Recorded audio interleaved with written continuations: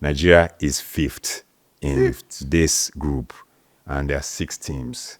Rwanda, that we meet on the 21st, is on 7 points. A good goal difference, 2 plus 2. South Africa, too, is on 7 points, plus 2 as well. But I think because of the head-to-head, that's why they're on top. Benin Republic is on 7 points as well, with a plus 1 goal difference, while Lesotho is on 5 points, while Nigeria is on 3 points, with no win at all. And Zimbabwe is last with just 2 points, because Zimbabwe have drawn 2 games. We've drawn 3 and lost 1. That just shows you that we're in deep, deep trouble, really.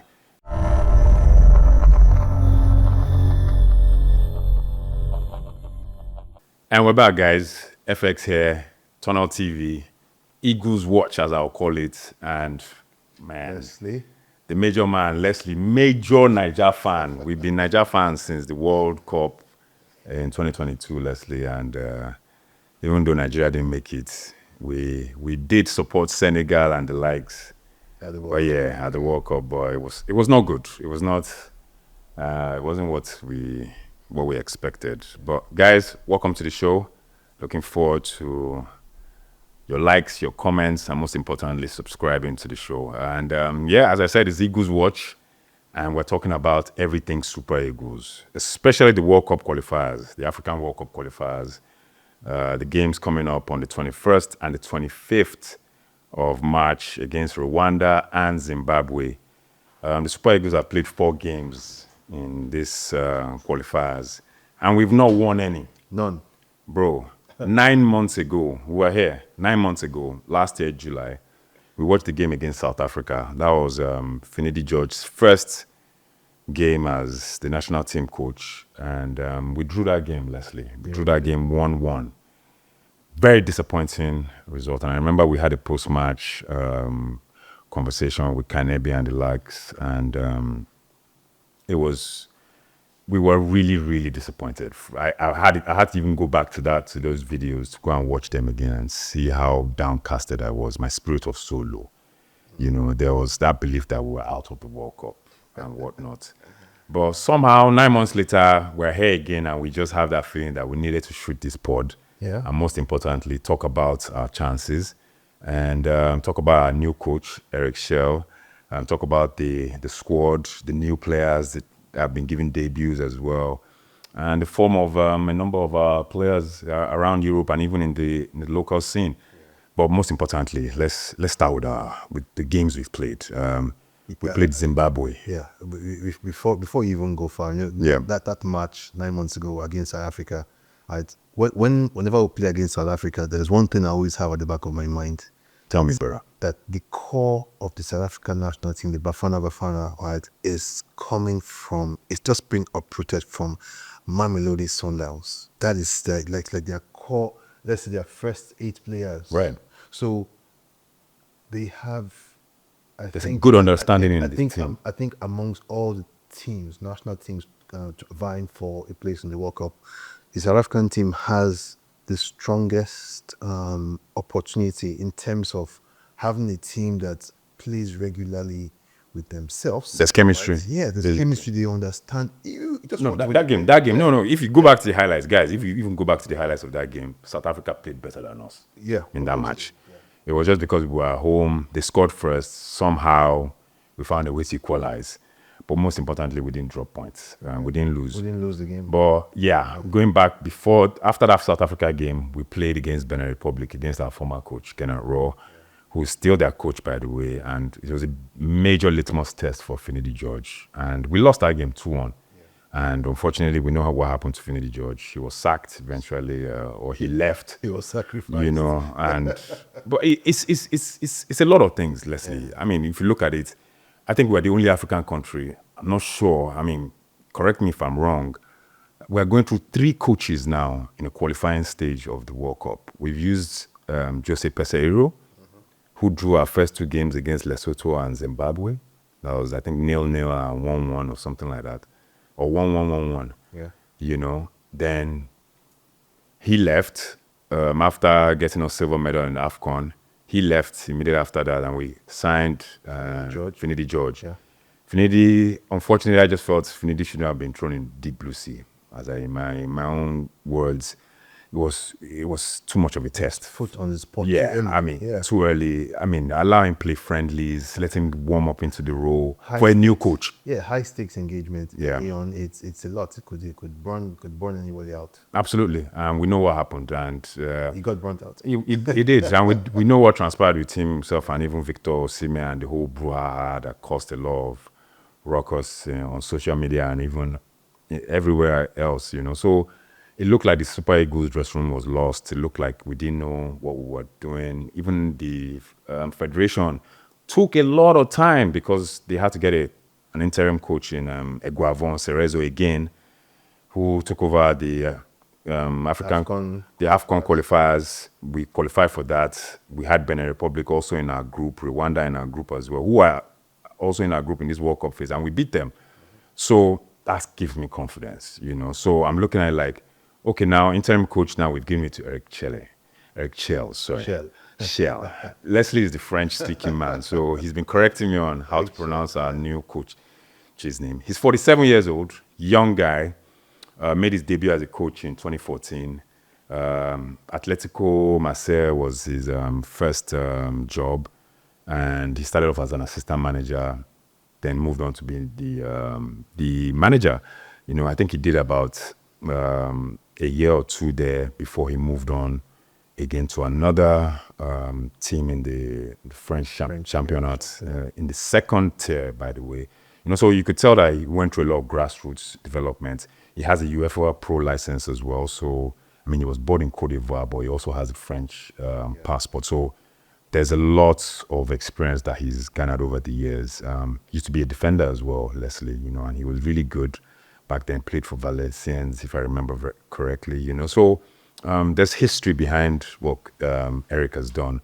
And fantastic job he did at Mali.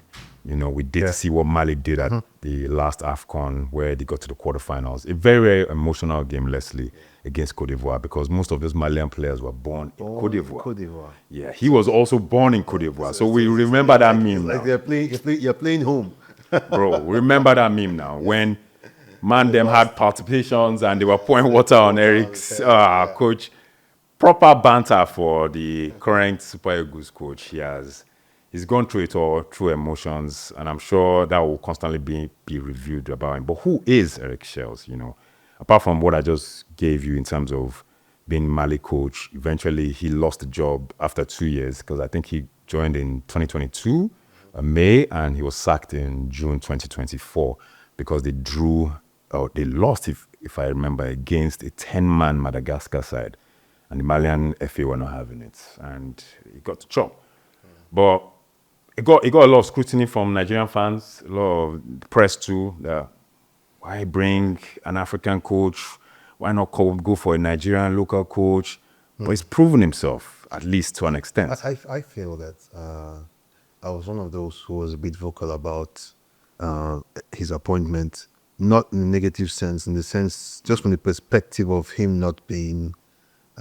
Nigeria, when you're on the coach the Super Eagles, it's a high-profile role. True. Just call it what it is. It's a high-profile role, and that means that there is a certain level in terms of pedigree that we expect for a coach.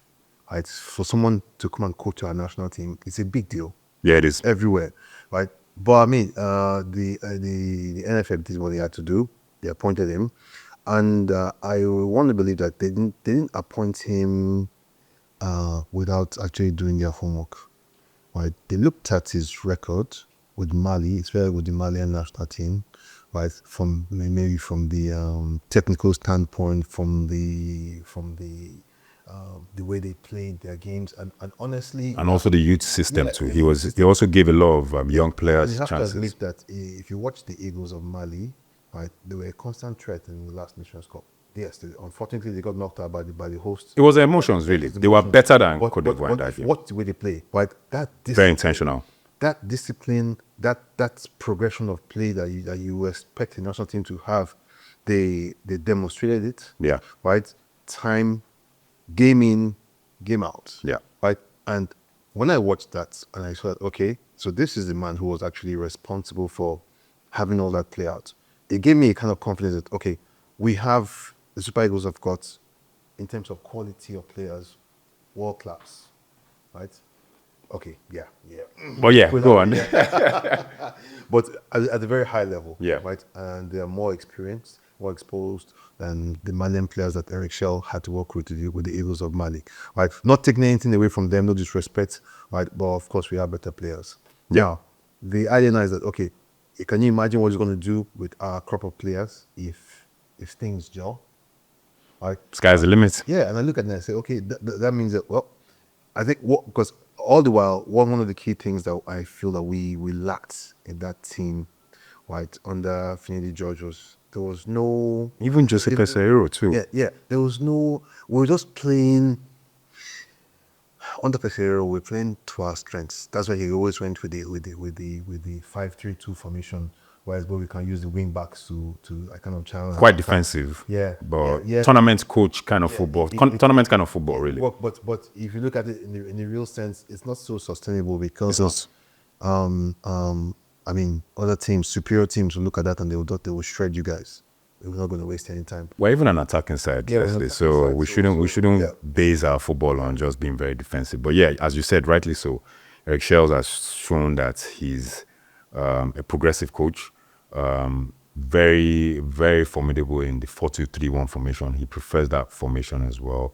But yeah, he tends to tweak certain things every now and he does give a lot of youth a chance. So that's what we've been hearing about him as well. The most important thing is now going through the provisional list, and of course the eventual 23-man list that came out. But before then, I just want our viewers or our listeners, wherever you are in the world, to actually just take a cue from the fact that Nigeria is fifth in this group, and there are 6 teams.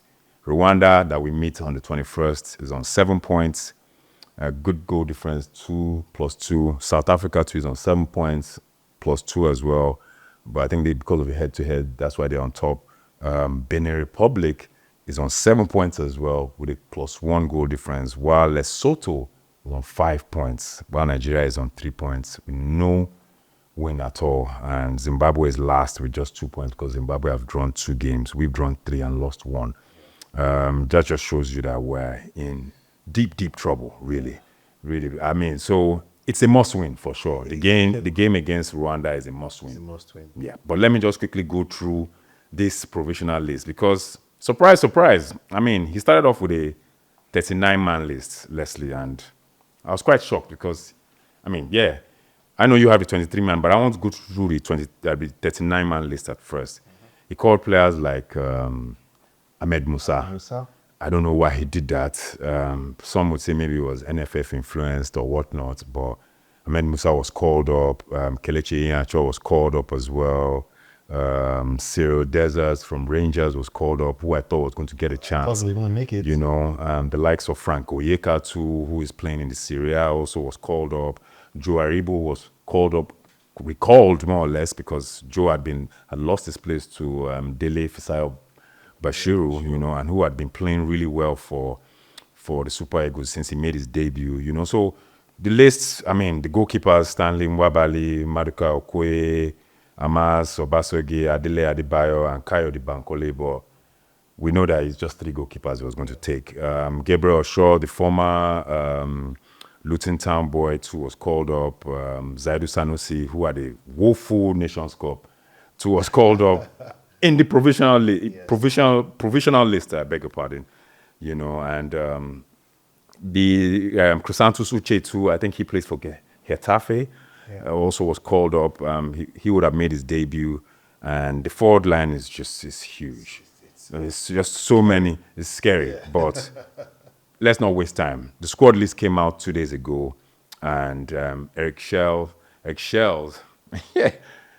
called back Joe Aribo, you know, and Joe Aribo made it, and Dele Bashiru didn't. And we heard that Dele Bashiru is injured. That's why he didn't make the squad. So I've been one of those guys. If you've been watching Tunnel TV, I've always been hitting on Joe Aribo because he doesn't play like a number 10. I think Joe Aribo is more of a supporting striker or a disciplined central midfielder. But as a creative attacking midfielder, no. doesn't have that. But let me just run through the list real quick. And yep, Stanley Wabali keeps his place. Amas Obasoge and Kayode Bankole, Remo Stars goalkeeper, home-based, makes his debut in the Super Eagles. And Eric, as I said, he does do that. The local players do get a chance, and it's called this young man who's been outstanding for Remo Stars. They are topping the MPFL right now. So, And of course, good shout. He's been watching. Yeah, he's been watching. Yeah, he has. He has. Participating in local matches. He's at the stadiums when he has a chance. When he's not traveling, when he's in Europe, like checking on the other Super Eagle players and looking out for potential players that he could actually poach into the national team. He's been hands-on with the local league, so I'm sure he's actually had a first-hand experience of Coyote in post and seeing the qualities that he has. Yeah. Good shout. Good shout. Well deserved. Yeah. I mean, we've been saying it for years. Like, can't we even get a goalkeeper from our local league? Can't we even see something quality at some point? And hopefully, Coyote gets his chance. Not sure he would play in these qualifiers, but it would be a good experience for him. You know, most likely Stan the man Wabali is going to be in the post for sure. Chief Odogu, sorry about that. But it's good to see William Trustekong back and the World Cup qualifiers. We missed him through injuries. He was back for the AFCON qualifiers, and Skippo is back. It's good to see Skippo is back. He's a leader.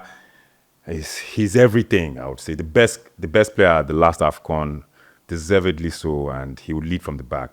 And it's good to see Bright Osai also in the team, and Bruno Yemachi, the left back, Calvin Bassi, wonderful season in Fulham, scored against Manchester United the last time out. Olaino, arguably the best right back in the Premier League right now for Nottingham Forest. He's been a rock. And one of the best in Europe. Wow. Yes, you see, so our players are in great form going into these qualifiers, Leslie. No excuse. No excuse. But let me just go on. Of course, this guy makes his debut, I believe, to Igo Ogbu as well. And it's good to see that some new guys are coming to side. But experience is very key, especially in World Cup qualifiers. And you need that experience in the likes of Wilfred Ndidi. And with the Leicester man, we've missed him so much. And it's good that he's back into the fold. Raphael Onyedika, who has been phenomenal in Europe. He played for FC Brugge, right? Yes. Club Brugge, yeah. Club Brugge. Well, they say Bruges, okay. Brugge, but he has a shot on him. I like the fact that Onyedika has now started showing that I can score goals. It's not that what we had in Sunday Olise back in the days as a DM, someone that hits those 30, 40-yard shots. That's what we have in Onyedika, and it's good to see him in the fold. Yusuf Abdullahi Hassan also makes it. And also a home-based player in Papa Daniel Mustafa, Niger Tornadoes midfielder. Another home-based player makes the list, and Eric Chelle is watching. It's good to see him make the final cut. And the forwards, a lot of fans, including me, have been complaining about the forwards, Leslie. We just have too many forwards.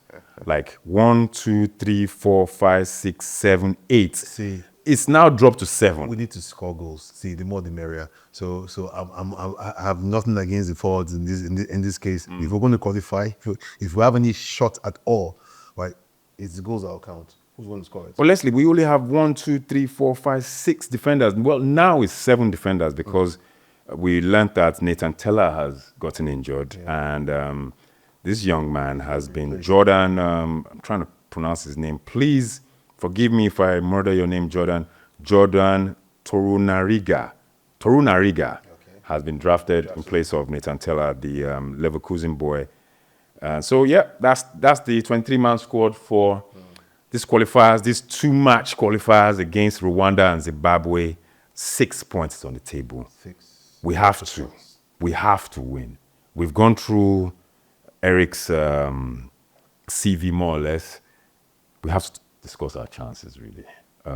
Mathematically, we can still qualify. Yeah. 6 more games to play.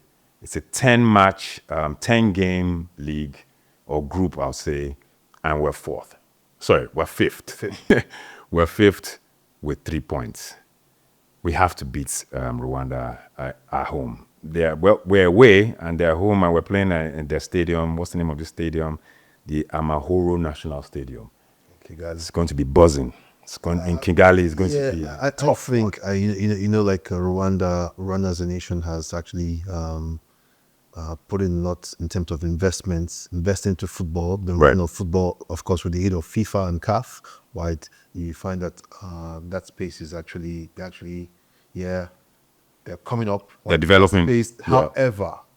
however, right? This is my thinking. It's very simple. If they could come here and get the result against us, that means we can go there and get the result against them. Because looking at, like we discussed before coming on set, we talked about the fact that if we're going to qualify for this World Cup, it's going to be hinged on the form of our players. Yep. Right? And everyone bringing in their A plus game. This is beyond A game, right? We need to fight for every ball in every minute of that of these two games. We need to, because I mean it's the cut-off point where if we don't get those 6 points, forget it. You heard it, so Leslie has said forget it, because we are huge Super Eagles fans. We know this team in and out. I became a Super Eagles fan forever. I think I started supporting the national team way before I knew anything about club football, So anything that the likes of Jamie Carragher is saying, or that AFCON is not a major tournament, or African teams are nothing to be reckoned with, man. You obviously, ignorance is an ignoramus for sure. But I'm looking at this Rwanda results, Leslie, and I can see that they're pretty resilient at home. Yeah. They drew 0-0 against Zimbabwe, who are the poorest side in this group, by the way. Mm-hmm. They beat South Africa 2-0, and they lost away to Benin, but they also won away to Lesotho. So they don't score that many, but they also don't concede that many. So we have to be on our A game, as you said. We need to. The goal difference is going to be very key in this group, from what I've seen, because all the first two are on +2, which is Rwanda and South Africa. Benin Republic is on +1, so we're on a -3, I believe, and that is not good for us. So let me just take a look at the group, just to be sure that we're not. Right? Sorry, the table on. Just to be sure that we're not on a -3, because it would be very painful if we truly are. No, -1. Oh yes, we're on a -1. Yeah. All right, so that's not too bad. So we need to at least score 2 goals. Can we? If we are going to look at it mathematically possible, yes, we can. We have to. If we get 4 points from these 2 games, that's against Rwanda and Zimbabwe on the 25th. 6 or 4. No, let's even start with 4. I'm trying to be conservative. If we get 4 points from that, I know this is all a lot of permutations are going to go on now. Try to predict, but if we get 4 points, we're already on 3 points, right? 4 points, that means we have 7 points. We have 4 more games to go. Yeah. After that, still mathematically possible. You see. Still mathematically possible, but that puts us in a position of hoping that one team drops points, and honestly, I've never really enjoyed being in those positions, because at that point your fate is determined by other teams, right? And hoping that one team would stumble along the way. I mean, that's poor planning as far as I'm concerned. True, but we dug the hole ourselves. We're here, so we have to hope that South Africa, for example, beats Benin Republic, or Lesotho drops points against Zimbabwe. Yeah. These games are all going on simultaneously. So hope it does depend on one team, right, out doing us a favor, right, to improve our positioning, right, to qualify for World Cup. And we don't frankly bother about that, right? All we want is that we qualify. Yeah. Realistically speaking, it is possible for us to win all our remaining 6 games. But man, it's going to be blood on the field. I'm telling you, right? We'll have to be. I need to talk about. We have to go there with. We have to be lethal. Cutting edge. Yeah. See, we have to be lethal. There's no room to joke around. There's no room to play, because with the kind of, I'll give an instance. With the kind of forwards we have, right, in their current form, And no balls drop inside that 18-yard box without it being converted, or them Yeah. without the opposition feeling that look, man, we're in trouble here. Right, we need to convert, right, and be as clinical, as ruthless as possible. Otherwise, you stand no chance. True. stand I mean, a chance, yeah. there's one player I forgot to mention is Tolu Arokudare, he also gets his debut call up. Arokudare is also related to one of my friends, but I won't mention his name yet. But Aroks is a very popular surname in southwest Nigeria, especially. And you ask this. yeah, exactly. And he plays for Genk, highest goal scorer in the Belgian league. He's in red hot form. It's good to also see Mauro Sadiq, the Valencia man. Also, he's in rich form to rich vein of form. Fantastic. Yeah, he's scored 2 or 3 goals yeah. in the last 3 games past as 2 well. weeks, yes. Exactly. Ademola Lookman also got on the sheets against Juventus. So all our boys, especially the forward line, look ready. Maybe Samuel Chukwueze, I would have said, I mean, if I'm the coach, I won't take Samuel Chukwueze because I just feel Samuel has given us a lot, but it just blows. He blows hot and cold, and he blows really blunt. Inconsistent. It's so inconsistent. I would have preferred someone else. But anyway, that's the story for another day.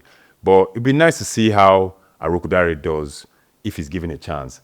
But the most important thing is if we get 6 points from this, then we ignited our chances of qualifying for the World Cup, because done that. it's in America, it's in Canada, it's in Mexico. The amount of Nigerians, the amount of Africans that are going for that World Cup next year, Leslie. Yeah. Come on, man. If Nigeria doesn't make it, Massive. Yeah. most populous country in Africa, we have most players. Eric Chelle, please, sir, Monsieur, please, sir. Il faut faire quelque chose, Pressure. You've taken a very tough job, but I mean, as I said, you don't want your coach to be starting a game with the World Cup coming. His first game is the World Cup qualifiers, but hey, it is what it is. He decided to take the job. He took the job. It's on him now to actually deliver. So for us, my prediction will be 3 points. My prediction, most importantly, also is that we beat Rwanda well. But if we are going to beat them well, from all indications, from what I've seen in their games, might end up in a 2-1. I still feel we might concede 2-1. I'll take it 2-1. What's your prediction, bro? I'll take it 2-0. 2-0. 2-0. Okay. Why 2-0 against Rwanda? I don't see them scoring us because the goals we considered in the first leg, those were very, very annoying goals. Against Lesotho, against Zimbabwe, against South Africa. Annoying goals, and that's why I really missed the presence of It's Ekong. captain. Yeah, Ekong. Because if he was there, for sure, he will ensure. I do ensure that that defense is airtight. Right, you hardly scores. Yeah, and since he's back and he's playing well, Yeah. I think he should be able to marshal his defense the way it should go. Of course, coming with support from the other players, with Calvin and the rest of the team, we should have a much more solid defense, right? That is forward thinking, right? Pushing the ball forward, right? Giving those key passes that are able to deliver, Yeah. right? To the final third to convert. Right? I don't think they should be joking around with these guys. Any chance we get, we score them and act like nothing happened, and we keep Absolutely. that pressure up. Yeah. Business as usual. I mean, 2-0 is my prediction. Right? It could be more. Right? Who says it's going to be in Fonio? Right? Who's Rwanda? I like what Leslie is saying. Guys, Victor Osimhen also said it that, come on, man, this generation, the talent that we have, how will we not make the World Cup? He made that in a BBC interview, and I sit with Victor on this. We have to actually go for it. So, guys, we'll be back for the second phase in terms of Zimbabwe. Yes. Hey!